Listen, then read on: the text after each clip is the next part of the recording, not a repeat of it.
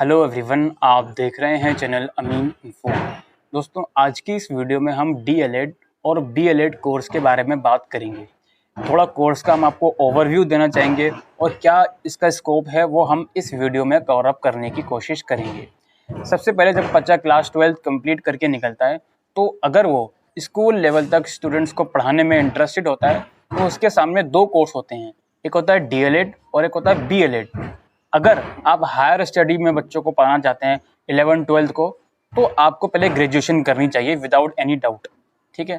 Otherwise अगर आपको ये लगता है कि मुझे सिर्फ क्लास 8 तक के स्टूडेंट को पढ़ाना है तो आपके पास दो ऑप्शन होते हैं, डीएलएड का और बीएलएड का।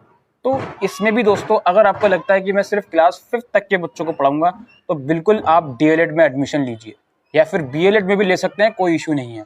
तो थोड़ा हम समझते हैं दोनों ही कोर्सेज को। देखिए, दोनों ही प्रोफेशनल कोर्स हैं और दोनों ही आपको रेगुलर करने चाहिए, तभी आप अपना करियर को अच्छा बना सकते हो इन अ टीचिंग लाइन, ठीक है। ओपन से डीएलएड कर लेना या फिर बीएलएड कर लेना, मुझे नहीं लगता ये ज़्यादा आपके लिए करियर के लिए ज़्यादा अच्छा रहेगा। जो भी करना है आपको रेगुलर से ही करना होगा। अच्छा, डीएलएड और बीएलएड दोनों ही कोर्स आप क्लास 12 के बाद कर सकते हो। डीएलएड कोर्स जो होता है दोस्तों, मेनली क्लास 12 के परसेंटेज के बेस पर डिसाइड होता है कि आपको डीएलएड में एडमिशन मिलेगा या नहीं। किसी भी इंस्टीट्यूट में आप जाओगे, लाइक दिल्ली डाइट में जाओगे या फिर यूपी चलेगा या आप या हरियाणा चलेगा, तो वहाँ पर जो एडमिशन होते हैं डीएलएड में वो आपकी क्लास 12 के मार्क्स के बेस पर होते हैं। वहीं अगर हम बैचलर इन एलिमेंट्री एजुकेशन की बात करें तो इस कोर्स को करने के लिए यूनिवर्सिटीज़ काफ़ी कम हैं। अगर हम गवर्नमेंट यूनिवर्सिटीज़ की बात करें, दिल्ली के अंदर दिल्ली यूनिवर्सिटी ये कोर्स ऑफर करती है। फिर आप यूपी चले जाओ तो वहाँ पर लखनऊ यूनिवर्सिटी है, बुंदेलखंड यूनिवर्सिटीज़ हैं, तो और भी यूनिवर्सिटीज़ हैं जो ये कोर्स ऑफर करती है, ठीक है, बीएलएड कोर्स। तो यहाँ पे आपको मैंने बता दिया, बीएलएड कोर्स के लिए आपको एंट्रेंस देना पड़ता है, ठीक है। हर यूनिवर्सिटी अपना एंट्रेंस कंडक्ट करवाती है अगर आप बीएलएड में एडमिशन लेना चाहते हो, और उस एंट्रेंस में आपने जो क्लास 10 तक सब्जेक्ट्स पढ़े होते हैं उस सब्जेक्ट्स में से आपसे क्वेश्चन पूछे जाते हैं। अब थोड़ा समझते हैं हम इसकी स्कोप को। डीएलएड जो कोर्स है, अगर आप क्लास 12 के बाद 2 साल का डीएलएड कोर्स करते हो तो आप क्लास 5 तक के बच्चों को पढ़ाने के लिए एलिजिबल हो जाते हो।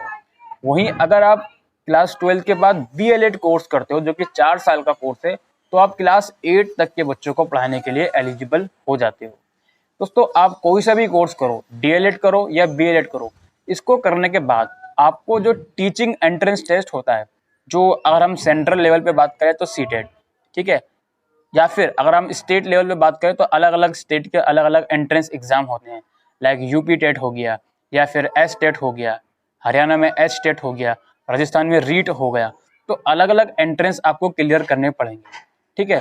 अच्छा, अगर हम कॉमन बात करें सीटेट की, तो सीटेट के 2 पेपर होते हैं, पेपर 1 और पेपर 2।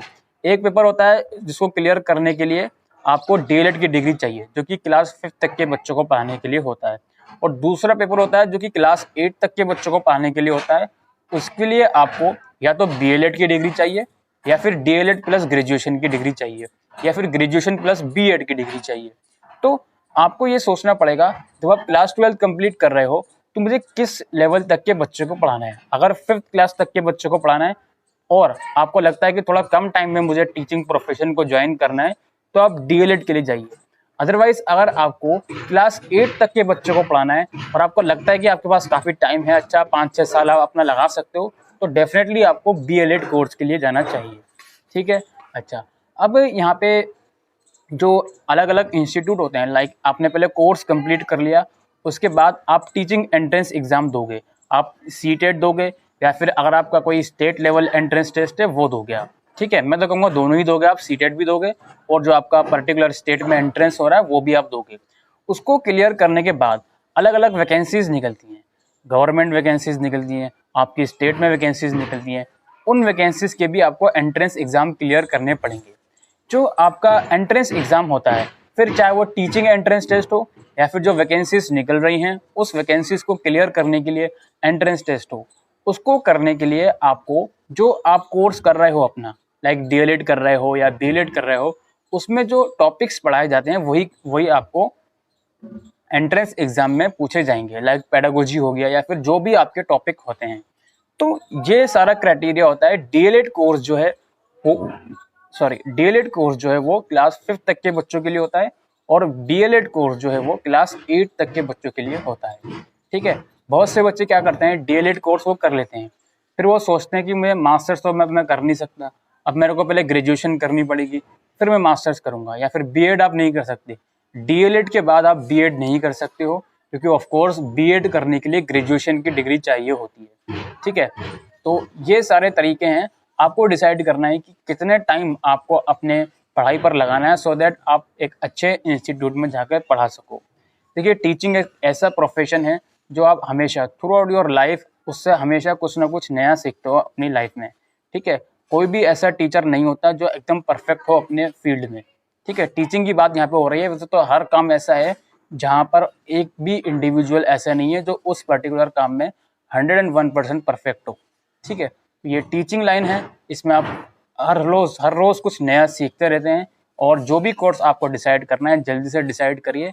और मुझे लगता है आपको वीडियो अगर यूज़फुल लगी हो तो वीडियो को शेयर करिएगा और चैनल को सब्सक्राइब करिएगा। Thank you.